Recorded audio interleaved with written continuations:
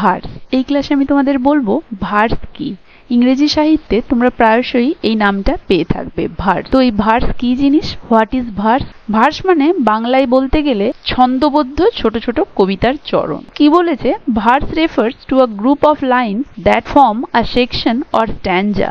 Verse হচ্ছে group of lines যেটা কিনা একসাথে মিলিত হয়ে একটা সেকশন বা স্ট্যান্জা তৈরি করে, মানে স্তবক তৈরি করে উইদিন আ পোম, একটা কবিতার মধ্যে, অর সং বা গানের মধ্যে। Verse can be structured with rhyme and meter or it can be free verse without a set pattern. এই ভার্স মানে এই কবিতার যে ছোট ছোট চরণ, এগুলো স্ট্রাকচার্ড হতে পারে, গঠিত হতে পারে কি দিয়ে? রাইম দিয়ে এবং মিটার দিয়ে।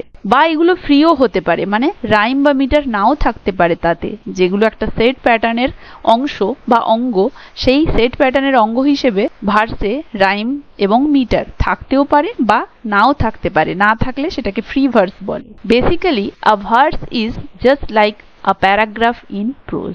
তাহলে বলতে গেলে ভার্স হচ্ছে প্রোজ বা গদ্যের ক্ষেত্রে একটা প্যারাগ্রাফ যেরকম, ঠিক কবিতার ক্ষেত্রেও ভার্সটি ঠিক সেই জিনিস। কবিতার মধ্যে ছন্দবদ্ধ যে লাইন তাকেই বলা হচ্ছে verse. Verse can be refer to a single line in a poem, a group of lines, any form of metrical writing in contrast to prose. তাহলে ভার্স কোনগুলোকে বলবো? কবিতার মধ্যে একটা সিঙ্গেল লাইনকেও ভার্স বলতে পারি, বা আ গ্রুপ অফ লাইন্সকেও, একসাথে অনেকগুলো লাইনকেও ভার্স বলতে পারি, বা এটাকে আমরা স্ট্যান্জাও বলতে পারি। আর এনি ফর্ম অফ মেট্রিক্যাল রাইটিং মানে ছন্দযুক্ত যে কোনো লেখাকেই আমরা, যেটা কিনা প্রোজের বিপরীত বা গদ্যের বিপরীত, তাকেই আমরা ভার্স বলতে পারি।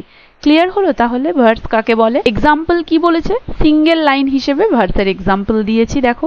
Shall I compare thee to a summer's day by William Shakespeare. এই যে লাইনটি, shall I compare thee to a summer's day, William শেক্সপিয়ারের সনেট নাম্বার 18-এর এই লাইনটিকে ভার্স বলবো আমরা। এই লাইনটি রিটেন ইন আয়াম্বিক পেন্টামিটার, এটি আয়াম্বিকে লেখা এবং পেন্টামিটার 5টে মিটার রেখার মধ্যে পাওয়া যায়, তাই এটাকে মেট্রিক্যাল ভার্স বলবো। যেখানে কিনা 10 সিলেবলস রয়েছে, 10টা সিলেবল রয়েছে, তাই 10টা সিলেবলকে দুভাগে ভাগ করলে 5টা মিটার দাঁড়াচ্ছে, তাই পেন্টামিটার, এবং এটা আয়াম্বিক ফর্মে লেখা, মানে ফার্স্টে আনস্ট্রেস দেন স্ট্রেস। তো এটাকে আমরা বলবো ভার্স, কারণ এটা উইলিয়াম শেক্সপিয়ারের লেখা সনেট নাম্বার 18-এর প্রথম লাইন। বোঝা গেছে? তাহলে ভার্স বলতে কবিতার মধ্যে যে ছোট ছোট চরণ বা লাইন, সেগুলোকে আমরা ভার্স বলবো। এটা ছন্দযুক্ত হতে পারে বা ছন্দযুক্ত নাও হতে পারে।